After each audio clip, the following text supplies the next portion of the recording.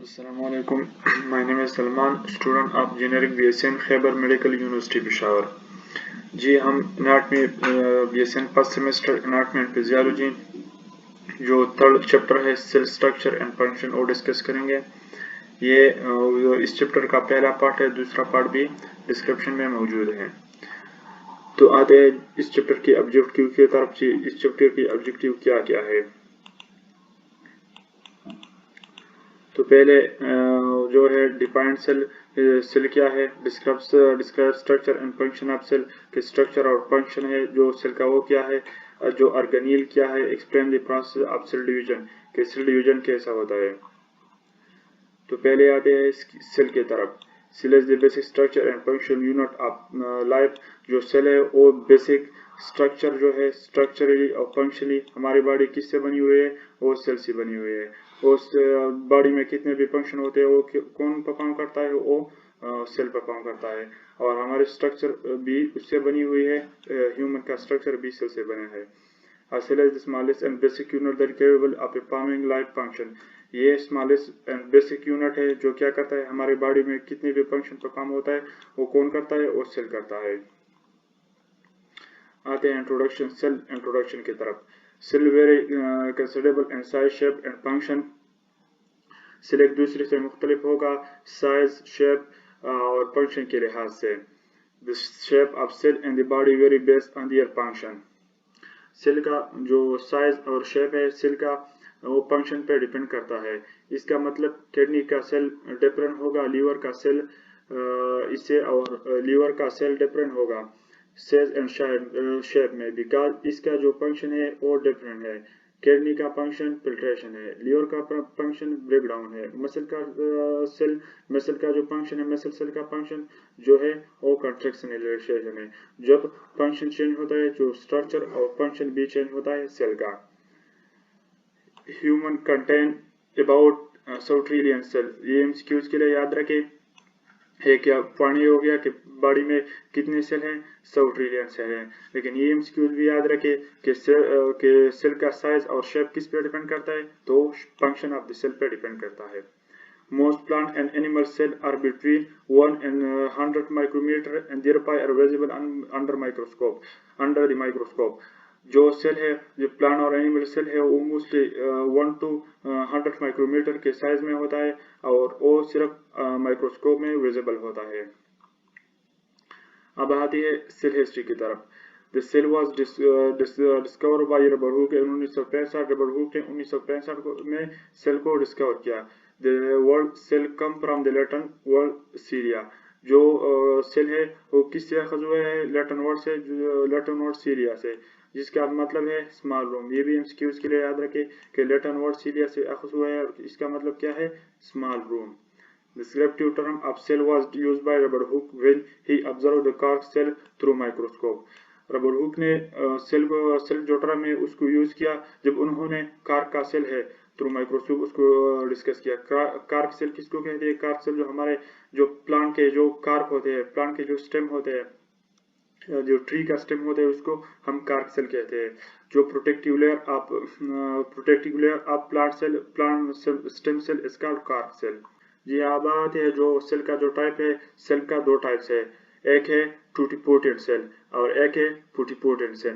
पुटीपोटेंट cell क्या है, pluripotent cell divide to all body organ. Totipotent cell क्या होता है, ये हमारे बॉडी में जितने भी ऑर्गन है, जितने भी सेल है उसको डिवाइड होता है। For example zygote, totipotent cell all body organ को डिवाइड होते हैं। जो हमारे जाइगोट है, जो जाइगोट से सारा ह्यूमन बनता है, तो जाइगोट और टूटीपोटेंट। जाइगोट के सेल्स जो है वो सारे जो लीवर सेल है, किडनी सेल है, ब्रेन सेल है उसको डिवाइड होता है, तो उसको हम क्या कहते हैं, इसको हम टूटीपोटेंट सेल कहते हैं। और एक है pluripotent cell. The cell can divide to specific body organ and retain itself. ये क्या होता है, जो पुटीपोटेंट सेल होता है वो सिर्फ क्या करेगा, अपने एक सेल को डिवाइड होता है, एक टाइप ऑफ सेल को डिवाइड होता है और अपने आप को भी बरकरार रखता है, रिटेन करता है। जिस इसका एग्जांपल है सेमिनिफरस ट्यूब्यूल। सेमिनिफरस ट्यूब्यूल में क्या होता है, स्पर्मेटोजेनेसिस होता है। स्पर्मेटोजेनेसिस स्पर्म फॉर्मेशन को कहते हैं। तो सिर्फ एक सेल को डिवाइड होते हैं और अपने आप को, जो सेमिनिफरस लेयर है वो अपने आप को रिटेन भी करता है, और क्या होता है उससे जो स्पर्म है वो भी प्रोड्यूस होता है। जी अब आते हैं सेल थ्योरी की तरफ। Cell theory is one of the basic principle of biology. It is formulated by German scientists Theodor Schwann, Matthias Sheldon and Robert Virchow. ये जो है ये एक अहम प्रिंसिपल है किस चीज़ का, बायोलॉजी का एक अहम उसूल है cell theory. It is formulated by German scientist. ये किसने डिस्क्राइब किया था, थियोडर श्वान ने जो एक जूलॉजिस्ट था, और मैथियस शेल्डन ने जो एक बॉटनिस्ट था। सेल थ्योरी स्टेट, जो सेल थ्योरी के पॉइंट क्या क्या है। The cell theory, all living organism are composed of cell. जो ऑल लिविंग ऑर्गेनिज्म है सारे जानदार किससे कंपोज्ड है, किससे बनी हुई है, और सेल से बनी हुई है। दे में बी यूनिसेलुलर और multicellular.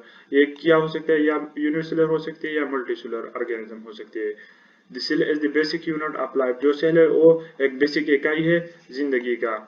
Cell arise from preexisting cell. जो सेल है वो पिछले जो एग्जिस्टिंग सेल से प्रोड्यूस होता है, उससे अराइज होता है। जो एक सेल होता है ना, उससे दूसरा सेल प्रोड्यूस होता है। जो जाइगोट से, उससे क्या होता है, जो लीवर सेल, किडनी सेल वो प्रोड्यूस होता है। जो प्री एग्जिस्टिंग सेल कौन हो गया, प्री एग्जिस्टिंग सेल जाइगोट हो गया।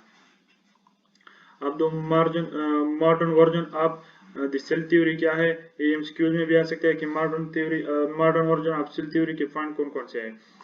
तो एक ये है कि energy flow occur within the cell. इसको कहते हैं बायोएनर्जेटिक्स।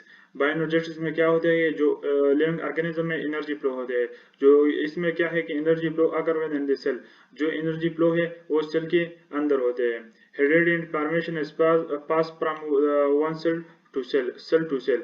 जो हेरिडिटी इन्फॉर्मेशन है, डीएनए है, वो सेल डिवीजन में एक सेल से दूसरे सेल को ट्रांसफर होते हैं।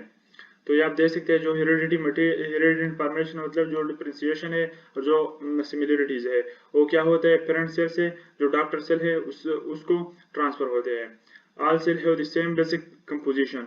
जो ऑल सेल है, जो सारे सेल है वो बेसिक कंपोजिशन सेम रखते हैं। मतलब जो न्यूक्लियस है, जो साइटोप्लाज्म है, जो सेल वाले है, वो सब जो सेल में होगा। सब सेल में क्या होगा, न्यूक्लियस, साइटोप्लाज्म और सेल मेम्ब्रेन।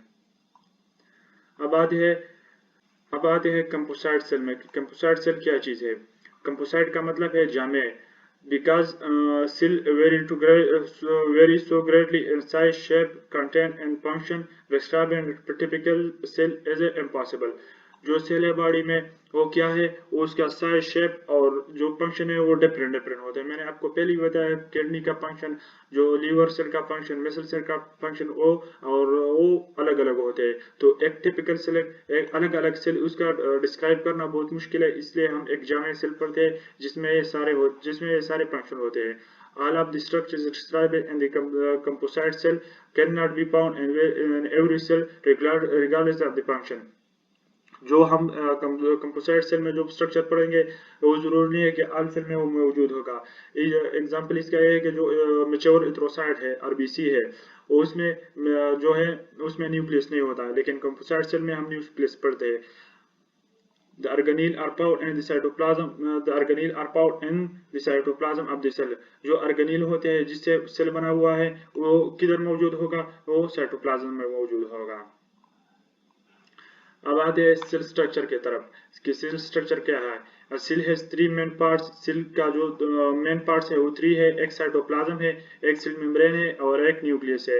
ये सारे न्यूक्लियस नहीं है, ये एरिथ्रोसाइट में नहीं होता, लेकिन ये सब किसी हारियो सेल में होता है। Inside which there is a number of organelle. जिसमें ऑर्गेनील होते हैं वो फ्लोटिंग करते हैं वाटरी फ्लूइड कॉल्ड साइटोसोल। एक जो साइटोप्लाज्म है उसका दो पार्ट्स है, एक साइटोसोल है जो डिजॉल्व होते हैं वाटर में, और एक साइटोजेल है वो अनसॉल्युबल होता है। तो सारे ऑर्गेनील साइटोसोल में क्या करेंगे, फ्लोटिंग करेंगे। Organelle are small structure with highly specialised function, cell growth, maintenance and reproduction. Organelle जो होते हैं वो स्मॉल होते हैं और इससे क्या होता है, इससे सेल बना हुआ है, ये इसके अलग अलग फंक्शन होते हैं। बाज जो सेल है वो बाज ऑर्गेनील ग्रोथ करेगा, बाज रिप्रोडक्शन करेगा, बाद मेटाबॉलिज्म करेगा। मिनापोइड आर मेम्ब्रेन बॉन्डेड। ऑर्गेनील जो है अक्सर इससे क्या होता है, इससे मेम्ब्रेन बॉन्डेड होता है। जो यूकैरियोटिक सेल है उसमें क्या होगा, उसमें मेम्ब्रेन बॉन्डेड ऑर्गेनील होगा। लेकिन जो प्रोकैरियोटिक सेल है, प्रोकैरियोटिक सेल में ऑर्गेनील बॉन्डेड, जो ऑर्गेनील बॉन्डेड है वो नहीं होगा।